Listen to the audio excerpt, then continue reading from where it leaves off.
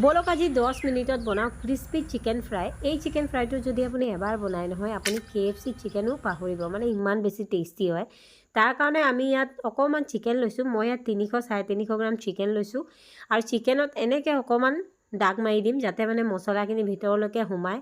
যিকোনো পিচেছ ল'ব পাৰে। মই ইয়াত উইংছৰ পাৰ্টটো লৈছোঁ আৰু অকণমান লেগছৰো লৈছোঁ। এতিয়া মছলাত আমি ইয়াত দিম নিমখ, ৰেড চিলি পাউডাৰ, জিৰা, ধনিয়া, হালধি আৰু আদা নহৰু পেষ্ট দি পেলাই ভালকৈ মেৰিনেট কৰিম। ইয়াত মছলা আমি বহুত বেছিক দিম, বহুত বেছি মছলা দিব লগা নহয়। ইয়াত মেৰিনেশ্যন হৈ যোৱাৰ পিছত আমি চাব লাগিব যে চিকেনখিনিত ভালকৈ মছলাখিনি কোট হৈছেনে নাই হোৱা। এয়া চাওক কি ধুনীয়াকৈ মছলা ধুনীয়াকৈ লাগি গৈছে। এতিয়া আমি অকণমান নেমু এটা ল'ম আৰু তাৰ যোনটো বাকলি আছে, জেষ্ট বুলি কয়, লেমন জেষ্টটো অকণমান দিম। তাৰ লগতে দিম এচামুচমান নেমুৰ ৰস। নেমুৰ যোনটো বাকলি আছে সেইটোত বহুত ধুনীয়া এটা স্মেল অৰমা আহিব আৰু নেমুৰ ৰসটোৱে চিকেনটোক অকণমান ছফ্ট কৰি দিয়ে আৰু অকণমান টেংগি ফ্লেভাৰ এটাও দিয়ে। তাৰ লগতে অকণমান আমি ইয়াত দিম জালুকৰ পাউডাৰ আৰু 2 চামুচ কৰ্ণফ্লাৱাৰ।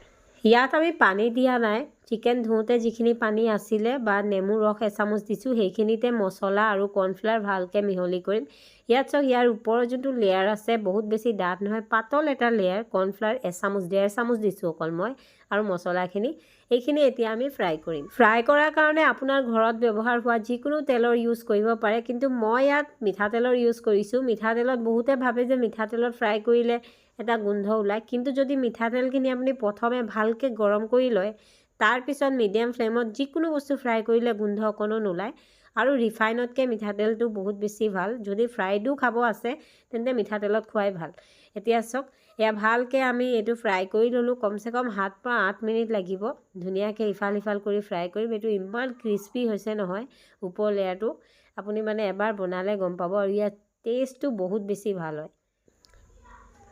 এতিয়া আমি এইটো নমাই ল'ম। এইটো হৈ গ'ল। তাৰ আগে আগে আমি ইয়াত নহৰু কেইফুটামান আৰু শুকান জলকীয়া বা কেঁচা জলকীয়া দিব পাৰে। নহৰু যোনটো ফ্লেভাৰ হয় ইয়াত বহুত বেছি ভাল লাগে, আৰু আপুনি ইচ্ছা কৰিলে এনেও নহৰুটো যেতিয়া ফ্ৰাই হৈ যায় খাব পাৰে। সেইটো টেষ্টটো বহুত বেছি ভাল লাগে। এতিয়া আমি ওলাই লওঁ সেইখিনি। ইয়াত চাওক কিমান ক্ৰিস্পি হৈছে আৰু বহুত চিম্পল, 10 মিনিটত ৰেডি হ'ব। টেষ্ট বহুত ভাল, ট্ৰাই কৰি চাবচোন।